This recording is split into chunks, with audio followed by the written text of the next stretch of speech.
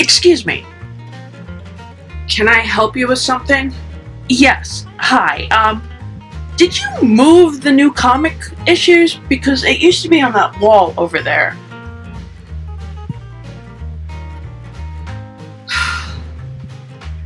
Yeah, they're in the back. Do you know where they went?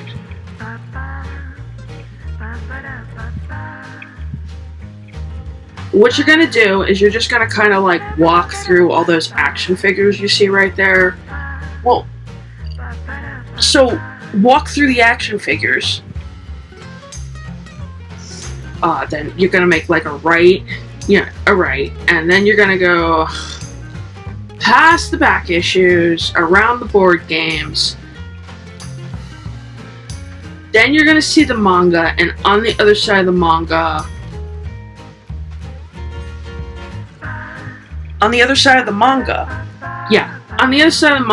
that's where we stuck them. They're like along that wall. Well, yeah, I saw the table over there, but I didn't see. Wait, so they're up a.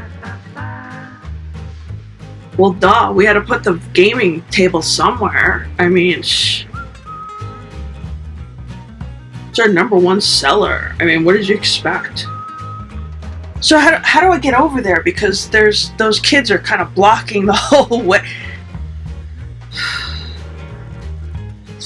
Well, seriously, if you really need to get over there, do what I do. Just kind of like shimmy around them. Are you serious right now?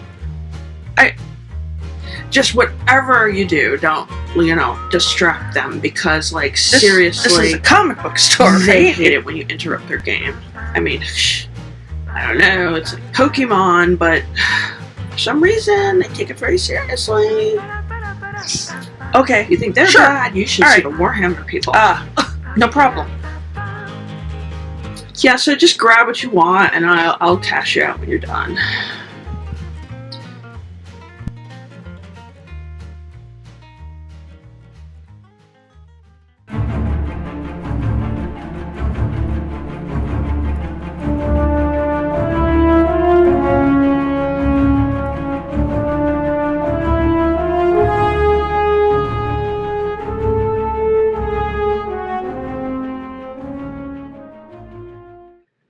What's up, everyone? It's Carrie, aka Nerdygirlcreates. Welcome back to my channel. It is Wednesday, and we're going to talk about some DC and Marvel comics. I decided today to do one of each and see how that goes. See how, if you like me reviewing one of each. I don't have the time to review everything that came out this week for DC and Marvel, but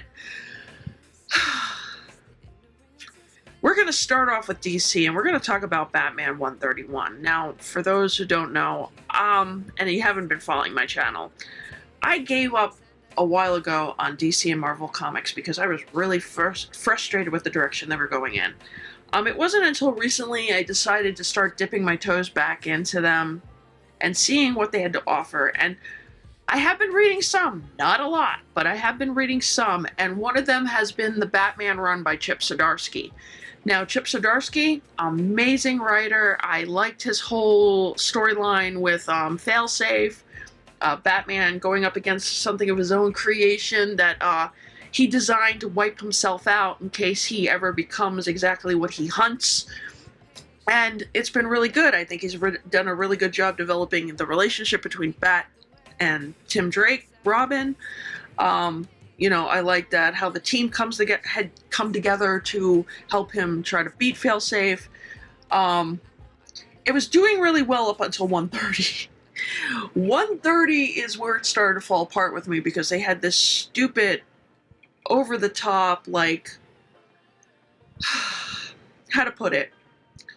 Bruce is falling from space in nothing but the Batsuit and an oxygen mask, somehow doesn't burn up on re-entry, and finds a way to perfectly land next to the Fortress of Solitude. Now, I know people are going to say, Carrie, it's comic books, it's the superheroes. Just, you have to get rid of, you have to suspend your, sense of belief here. I mean, it's supposed to be fictional and over the top. But for me, Batman has always been the most realistic superhero because he is human. He doesn't have superpowers. He is all about, using detective skills, martial arts. He is the most vulnerable because he does not have any kind of like super enhancement to prevent himself from injuries. But he's always been one of the most fascinating characters, and that whole part in 130 kind of like took me out of it a lot. It ended with them with a very underwhelming fight with Failsafe, and Failsafe getting a hold of a gun that was in the Fortress of Solitude thanks to Jonathan Kent. Bruce gets shot with it. Everybody but Tim thinks he's dead. In truth, Bruce ends up in another alternate reality. And in this alternate reality, Gotham does not have a Batman. I want to start off saying Chip Zdarsky is a very good writer. I like his Daredevil. I liked what he was doing with Batman. I just am so tired of multiverses. This is a personal preference. I am over it. I feel like multiverses are being done all the time. Every time I turn around, multiverse. They're bringing it into the movies. I'm like, can we just please try to develop something different and new and fresh? And you got Bruce here stuck in this alternate reality with no Batman, no Batsuit, because it's all torn up. He comes across different people he's known from his own reality. You've got Harvey Dent, who's kind of cross between Judge Dredd and the Punisher. He's delivering his own justice without going through the judicial system, and he's hyped up on the Bane serum. I didn't recognize him as Harvey Dent, and he kind of looked like Punisher when you see him, with really red eyes thanks to the serum. And of course, Bruce gets into a fight with him. During this fight, he gets rescued by this kid. She goes by Jewel, and she, of course, is an orphan because Bruce can tell when he started to interrogate her. He could see it in her eyes, as he put it, that, the same look he saw in Dick Grayson's, the same look he saw in Tim Drake's, yada yada. I just, and the weirdest thing is he can see a skeleton version of Jim Gordon, who seems to know, sorry, what's going on, and that he doesn't belong there. And I'm kind of like, okay, so he knows that, I don't know if he's real or he's just some type of weird subconscious, or it's a kind of like a side effect from the gun. I don't know. It's weird. I don't know if I like how the story is going. I mean, you get to see Selina Kyle. She's kind of like Selina Kyle. She never met Bruce Wayne. I don't think she's evil. And then there's this mysterious character who hears that Bruce is alive, and he calls Selina and says he wants to, find Bruce.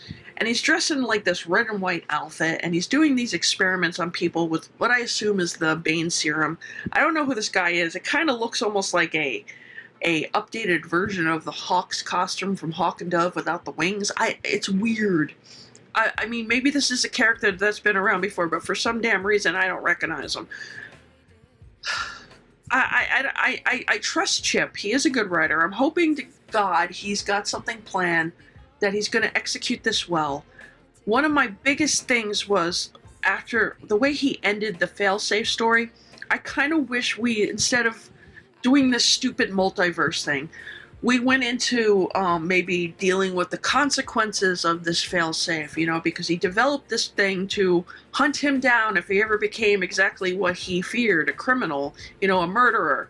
And that was the whole thing that triggered Failsafe, was the supposed murder of Penguin. We don't really get to revisit much of Penguin.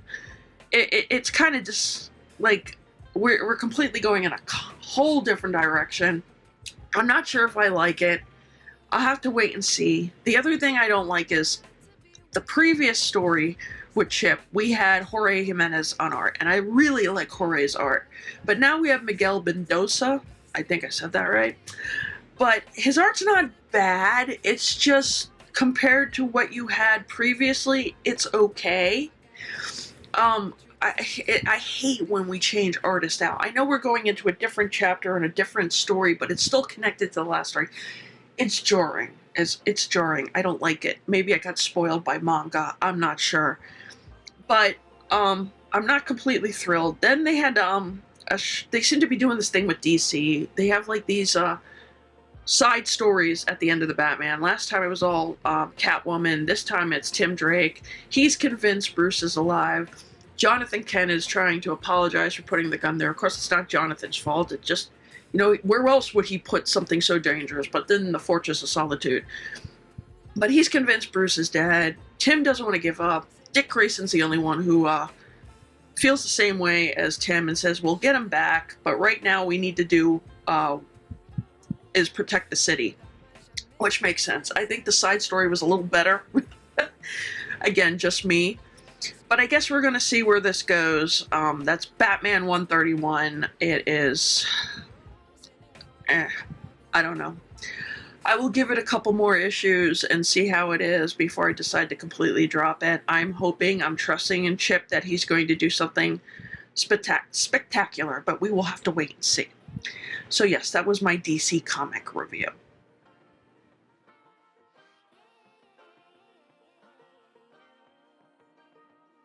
Now for my Marvel review, this one is going to be a lot better because we are going to talk about Joe Fixit #1 from the great Peter David. And I have to say, this book gives me a lot of like 80s vibes. Now if you don't know who Joe Fixit is, Joe Fixit is an alternate personality of the Hulk. He is more kind of like your bruiser, gangster type. He's gray in color instead of green. And this story is set in Las Vegas. Now, I don't think it's part continuity, but Peter Parker happens to be in Vegas doing some promotional work. And he's at the airport, and he notices a story talking about this one big-time casino owner, probably a gangster, going on, and they're talking about the mysterious guy who's defending him. And of course, as Peter's watching this, he kind of gets an idea of who it is because he has fought Joe Fixit before, and he makes a little bit of a joke about how that went. While he's watching this news story, Kingpin shows up. Now, Kingpin is there because he has a meeting with Joe Fixit's boss, and of course, Peter can't resist but wanting to find out why Kingpin is there and why the Hulk is now Joe Fixit. So he decides to kind of like investigate things. And of course, Kingpin threatens this casino boss. And of course, Joe Fixit steps in and doesn't put up with that. And of course, Peter, he's in his Spider-Man costume up in the... kind of like in the vent, watching everything go down, and of course jumps in when it's convenient. It's got like a lot of that great 80s style comic book. It's well written. I really kind of like the humor in this between Hulk and Spider-Man. Who doesn't want to see like the Hulk fight Kingpin? I mean, I thought that was great. It was a lot of classic vibes going on in this.